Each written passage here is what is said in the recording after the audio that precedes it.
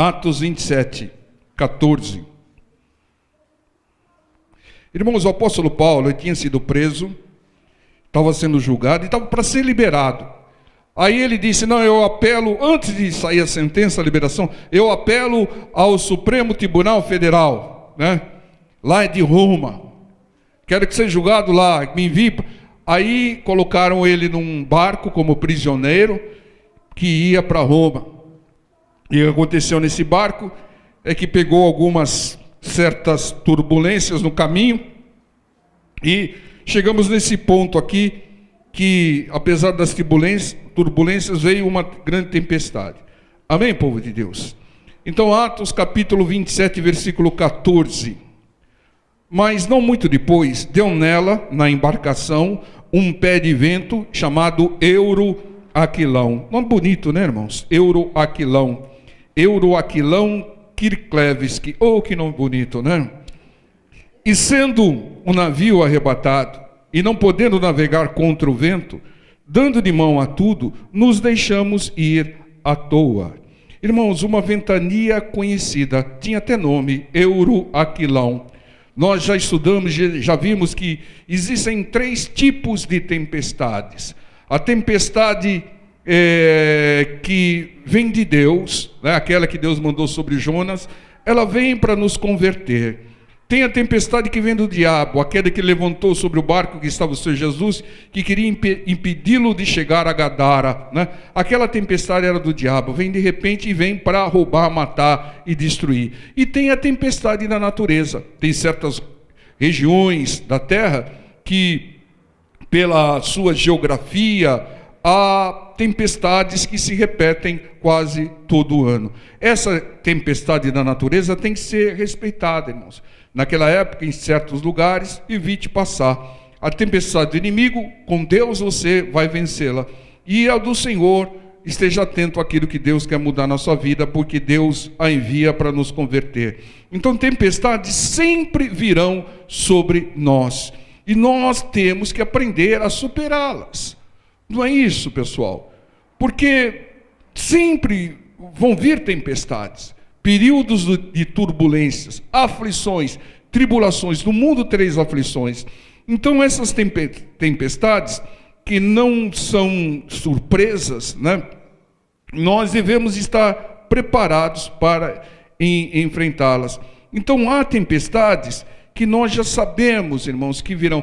E olha, eu vou dizer uma coisa para aqueles que teimam em transgredir a palavra. Quando você está transgredindo a palavra, ou seja, se opondo à palavra, praticando o contrário da palavra, cujo nome é pecado, quando você transgride uma lei, lei dos homens, lei da região, quando você transgride uma lei da natureza, se prepare. Sabe por quê? Porque virá tempestade.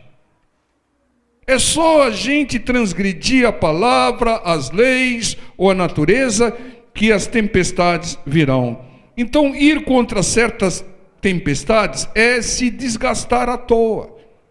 Nós temos que aprender a superar as tempestades e não entrarmos no meio. O Senhor Jesus, ele nos deu o exemplo. Quando o mar estava turbulento, a água do mar estava turbulenta, ele não partiu nadando nem remando. Ele andou sobre as águas. Andou sobre a tempestade, como as águias. Elas voam acima das nuvens quando tem a iminência de uma tempestade. Então nós temos que não peitar uma tempestade, nós temos que superá-la com a direção de Deus. Então nós devemos agir sabiamente, com prudência em primeiro lugar, né? E procurar contornar, administrar, se adequar a essa situação, até que chegue a hora da gente superar de vez essa tempestade. E esse texto nos ensina passo a passo. Aqui no versículo 16 diz: e correndo abaixo de uma pequena ilha chamada Clauda, apenas pudemos ganhar o batel. Batel, aquele bote salva-vidas, né? E levado esse para cima, eles colocaram, porque antigamente o bote salva-vidas era puxado por uma corda pelo navio. Então eles viram que estava chegando a tempestade, o Euroaquilão, puxaram o bote e colocaram o bote em cima do navio, né? E levado esse para cima, usaram de todos os meios, cingindo o navio e temendo darem a costa na Sirte. Amainadas as velas, assim foram à toa, foram à deriva. E andando nós agitados por uma veemente tempestade, no dia seguinte aliviaram o navio. E ao terceiro dia, nós mesmos, com as nossas próprias mãos, lançamos ao mar a armação do navio. Então, irmãos, eles puseram no navio o bote salva-vidas, né, que era puxado. Amarraram o navio com cordas, recolheram as velas e deixaram o vento levar a deriva, né? Não se oporam à tempestade. No dia seguinte, com o aumento da tempestade, eles lançaram a carga ao mar, né? E depois lançaram a armação também, os equipamentos ao mar. Esta é a direção espiritual para nós enfrentarmos tempestades, enfrentarmos tribulações. Em primeiro lugar, tenha na mão o bote salva-vidas, o batel. Tenha na mão o escape. Deus, ele não permite uma tentação acima daquela que nós possamos suportar. Com ela vem o escape, vem a saída, vem a solução, vem o bote salva-vida. Então nós devemos sempre ter alternativas de saída, sempre alternativas de escape, tá? Segundo lugar, amarrar, cercar o navio, cercar a casa, cercar a família. Como é que nós espiritualmente cercamos a nossa família, a nossa casa? Com oração. Oração sem cessar, cercando a nossa família com oração, né? Eu vi um testemunho de um pastor americano que ele era, antes de se converter, ele era viciado em drogas, tão viciado que numa dessas orgias ele foi lançado fora de um carro, o carro andando em velocidade, e ele não morreu com tudo aquilo que ele passou, porque a família dele, por incrível que pareça, o pai dele era um pastor. E o pai dele sempre orava para o filho, a mãe também. E a mãe que escreveu o livro, ela relata que ela sempre cercava o filho dela com oração. Cerque sempre a sua família com oração. Cerque os seus filhos, os seus pais, o cônjuge, os parentes com oração. Que nunca falte a sua família, a sua casa e oração. Temos que interceder por todos, mas temos que começar intercedendo em casa. Ah, pastor, eu quero fazer a obra na África. Em primeiro lugar, faça a obra na sua casa, né? Depois pensa na África. Então, cerque, né? Cerque o navio, cerque a sua casa, cerque a sua família com oração, sem cessar. Vem à igreja, clama pela família, faz a campanha pela família, sempre cercando, né? Isso é cercar o navio com cordas espiritualmente. Terceiro ponto, eles recolheram as velas. O que significa recolher as velas? O que a vela tinha como função no navio? Ela captava o vento e dava velocidade. Então, recolher as velas é desacelerar. Tem momentos em tempestades das nossas vidas que a gente tem que dar uma parada, irmão. A gente tem que estar meditando, revendo planos, né?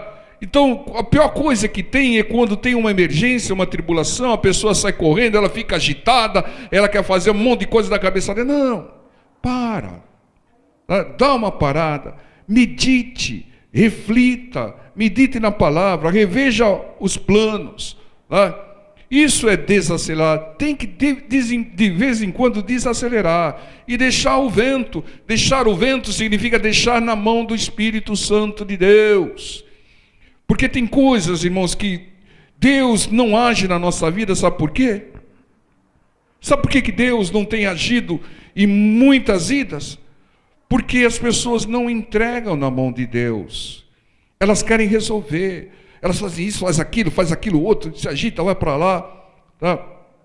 Irmãos, nós temos que ser esforçados mas nós também devemos confiar em Deus. Tem coisas que é obrigação, responsabilidade nossa fazer, e tem coisas que só Deus pode fazer.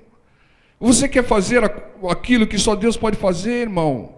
Para com isso, entrega na mão do Espírito Santo de Deus, Ele dirige melhor do que você, infinitamente melhor. Então tem certas situações que nós temos que recolher as velas, desacelerar, dar uma parada, meditar e deixar o vento levar, deixar o Espírito Santo de Deus dirigir, irmão. E o Espírito Santo de Deus muitas vezes dirige através da palavra, trazendo conforto, trazendo paz, em nome do Senhor Jesus. O quarto ponto que eles fizeram aqui, eles aliviaram a carga ao mar. Na tempestade, irmãos, não carregue tudo, não se sobrecarregue. Irmão, você tem que aliviar a carga, você tem que tirar pesos inúteis, você tem que tirar coisas. Nós já pregamos uma vez, tem coisas que precisam ser descartadas, porque eles estão contaminando, elas estão atrapalhando. Então nós devemos saber descartar certas coisas, e a tempestade ela vem com um desses propósitos: você aliviar a carga. Esse seu navio está muito pesado, irmão, você tem que descartar algumas coisas, descartar sentimentos ruins, descartar preocupação, descartar mágoas, descartar valores distorcidos, descartar sonhos tolos. Às vezes fica com um sonho na cabeça que não tem nada a ver com o propósito que Deus tem para a sua vida. Descartar soberba, descartar incredulidade, descartar religiosidade. Você sabe por que tem muitos navios, muitas vidas afundando aí? Porque não descartam esse peso. Irmãos, uma coisa que acontece na tempestade, o navio está muito pesado, vem a tempestade, ele afunda. Mas quando se alivia o peso, ele fica mais leve, ele flutua mesmo na tempestade. Então tem as tempestades, muitas vezes Deus permite para que a gente descarte muitas coisas. E uma coisa que acontece principalmente entre os crentes é a religiosidade. A pessoa está numa tempestade danada, mas ela tem uma religiosidade, ela fala: não, o óleo eu não vou pegar não, essa água aí que o pastor orou, não vou pegar não, essa lama que o Senhor Jesus passou nos olhos do cego, cruz credo. Se estivesse naquela época, ia criticar o Senhor Jesus. Você não tem dó do ceguinho não, passando lama nos olhos dele? O religioso age assim, irmão, e não é abençoado. Ele tem uma carga. Sabe qual é a carga do religioso? Doutrina de homens e não de Deus. Então muitas doutrinas, muitos sentimentos, muitas mágoas, valores distorcidos, manias, é tudo peso que Deus permite a tempestade para que você descarte. Se você não descartar, o barco não vai flutuar, ele vai afundar. Então o quarto ponto aqui é aliviar a carga. Se não aliviar, se não se desfazer do peso inútil, ele vai afundar. E não é só aquilo que é espiritual, tem aquilo que é material, irmãos. Tem gente que fica acumulando um monte de coisa dentro de casa, irmão. O barco vai afundar, irmão. Alivia a carga aí. Ô, irmão, você está guardando coisa que não usou há 5 anos, irmão? Acho que está na hora de jogar fora, né? Alivia a carga, irmão. Abre espaço para Deus colocar coisa nova. Entope a casa com um monte de coisas lá que nunca usou, não tem perspectiva de usar. Como é que Deus vai colocar coisa nova lá? Então tem que descartar certas coisas. E Deus permite certas tempestades para que nós nos desfaçamos de muitas coisas, para que nós mudemos, para que nós nos convertamos. Tudo coopera para a nossa conversão, inclusive as tempestades que Deus permite. E se não se converter, o navio não vai se salvar. Versículo 20 diz: E não aparecendo havia já muitos dias, nem sol nem estrelas, e caindo sobre nós uma não pequena tempestade, fugiu-nos toda a esperança de nos salvarmos. irmãos, nunca perca a esperança de ter vitória. Seja qual for a tempestade que você está enfrentando, seja qual for a tribulação que você estiver enfrentando, o poder de Deus é infinitamente maior do que qualquer tempestade. Deus tem poder para transformar toda e qualquer situação. E sabe qual a primeira transformação que Deus quer fazer? Aqui, na sua mente. A primeira transformação, porque quando Deus transforma aqui, tudo se transforma. A sua visão se transforma. Os seus sentimentos se transformam. Os seus valores se transformam.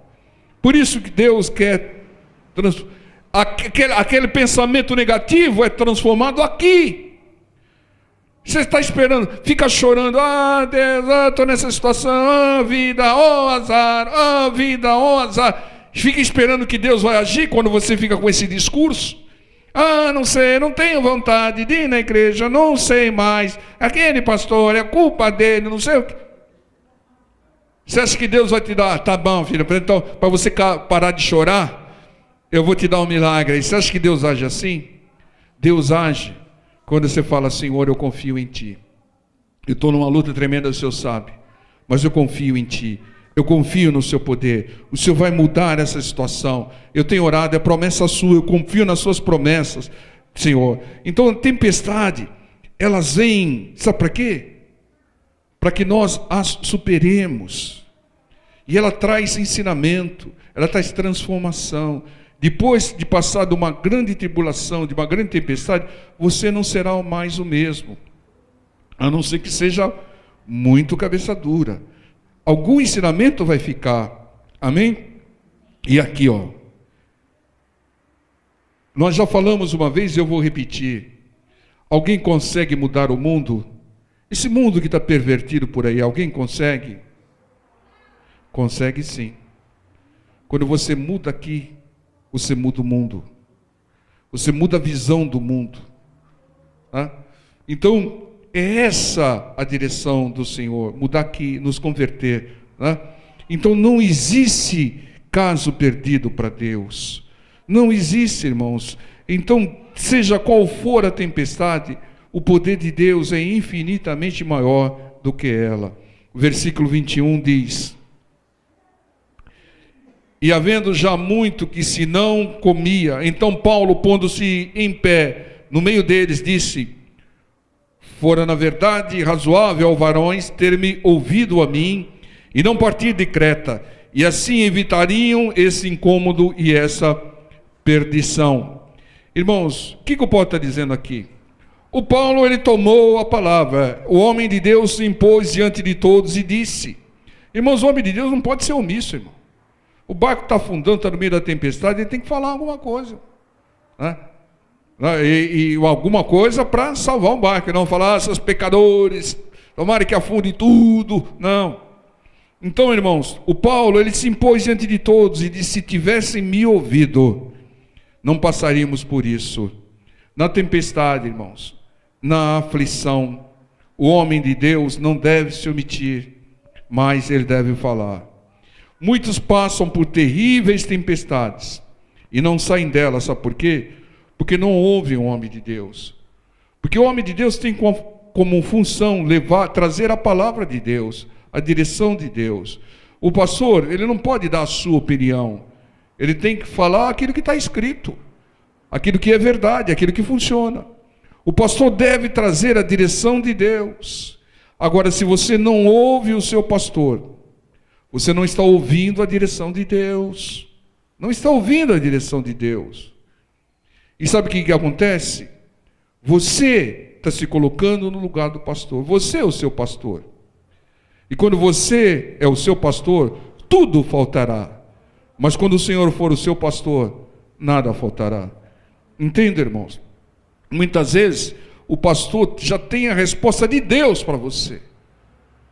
E você não ouve, não pergunta, e quando ouve, não obedece. Né?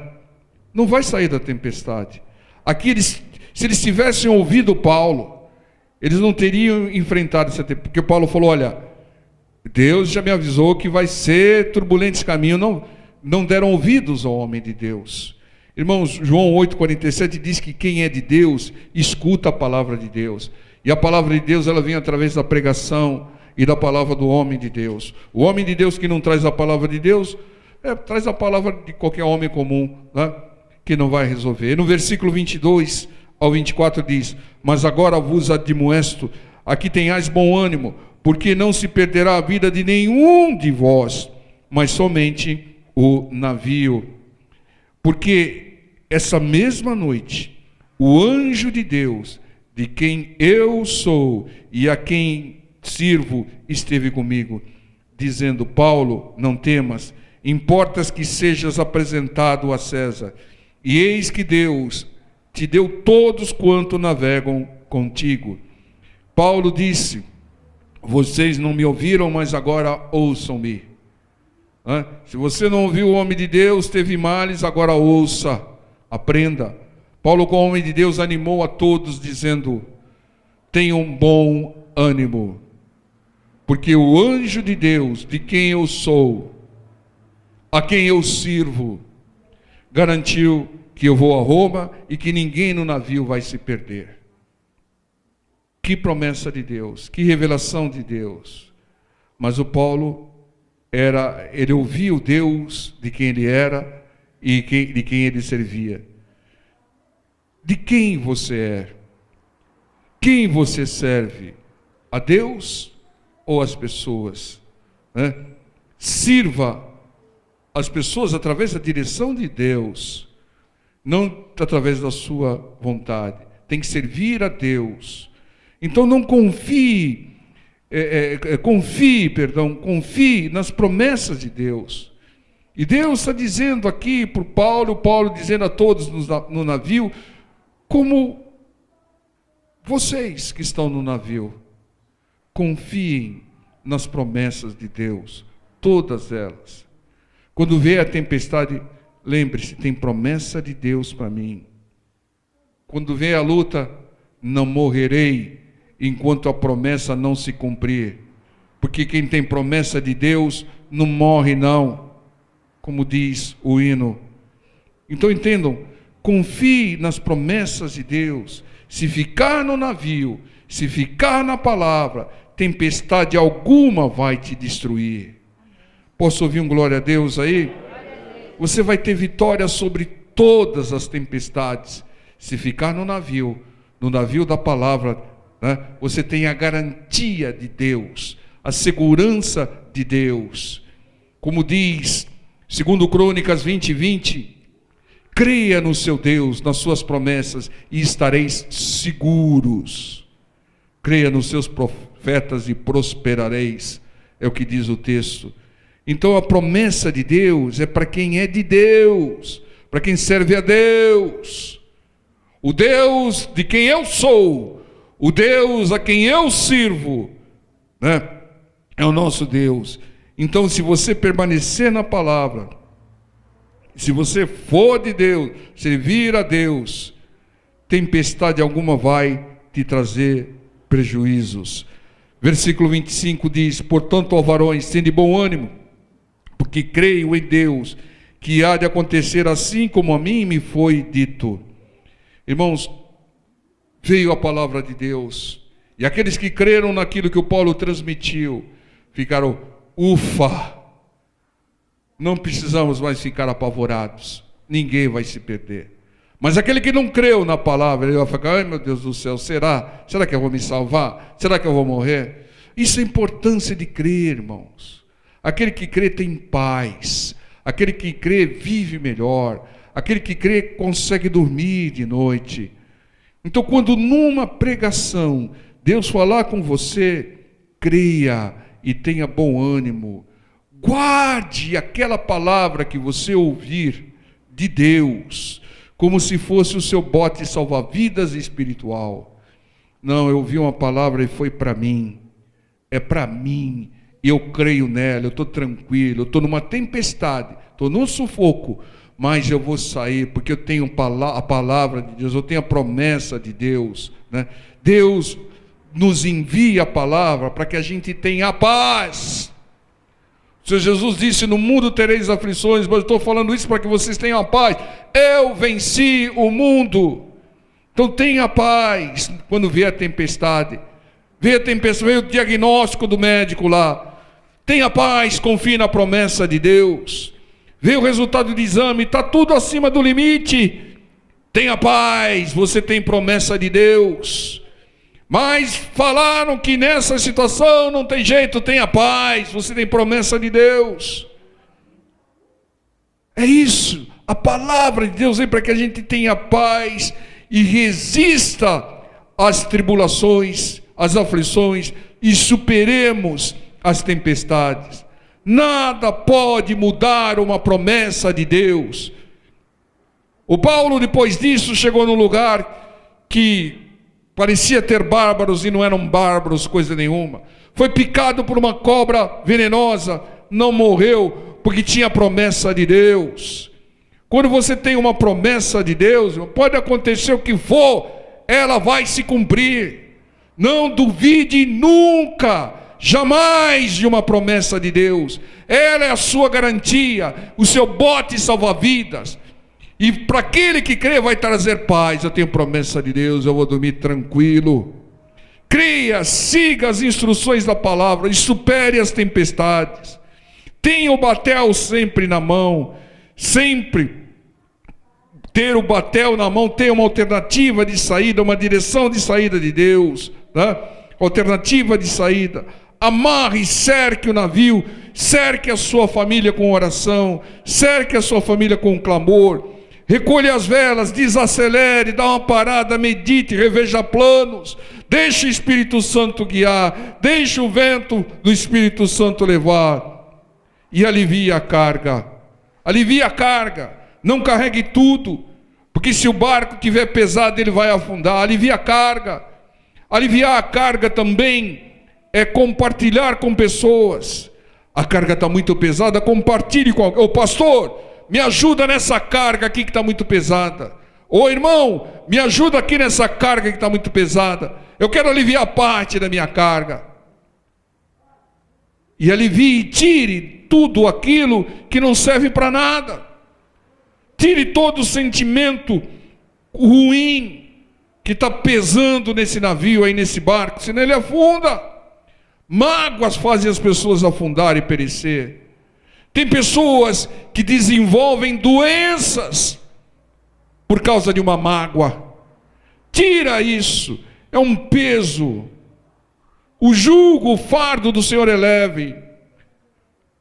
Que nós nos voltemos ao Senhor, todos aqueles que estão sobrecarregados, para aliviar a carga. Ele diz: eu vos aliviarei, e o seu barco vai flutuar melhor.